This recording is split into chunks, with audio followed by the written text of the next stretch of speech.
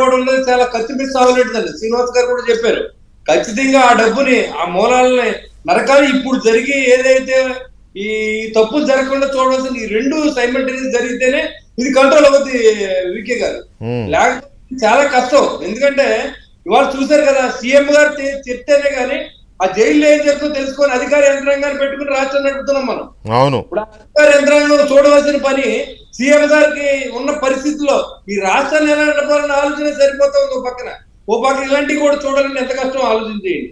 అలా అంటే అన్ని చోట్ల కూడా ఏదైతే అన్యాయంగా సంపాదించిన డబ్బు ఉందో ఆ డబ్బుతోనే మనల్ని మళ్ళీ ప్రభుత్వాన్ని ఏదో రకంగా ఈ 4 సంవత్సరాలు గడిపితే మళ్ళీ ఈ డబ్బు ఇదే రకంగా ప్రజలకు ఇచ్చి మళ్ళీ నెగ్గొచ్చు.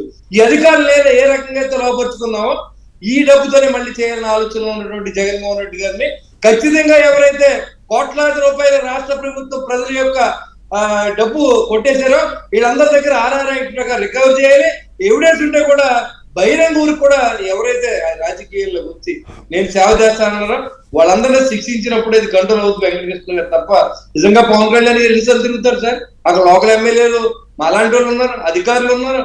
మరి వాళ్ళందరికీ తెలిసి స్ట్రాటజీ సీన్ మాత్రమే వెళ్తాయి. కానీ అక్కడికి వెళ్ళి చూడడానికి సహకరించాల్సిన అధికారులు మాత్రం మన కంట్రోల్లో లేరనేది అర్థమవుతుంది.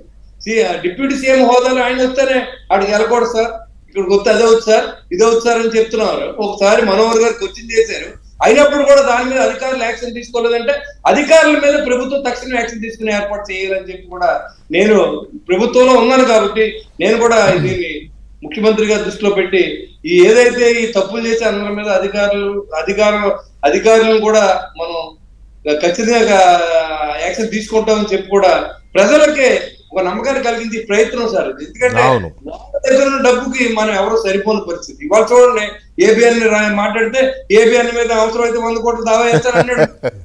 చూశారు కదా, ఎవడు మాట్లాడితే ఇప్పుడు ఓడిపోయిన తర్వాత కూడా ఖజానాను దోచుకున్న వ్యక్తి బహిరంగంగా రోడ్ల మీద ఛాలెంజ్ చేస్తూ ఉంటే ఇక సామాన్యుడు ఏ రకంగా ఈ రాష్ట్రంలో మనుగోడు సాగిస్తాడని కూడా ఒక క్వశ్చన్ ఎరేజ్ అవుతుంది. కాబట్టి ప్రభుత్వం ఖచ్చితంగా దీని మీద స్ట్రాంగ్ గా నిర్ణయం తీసుకుంటది.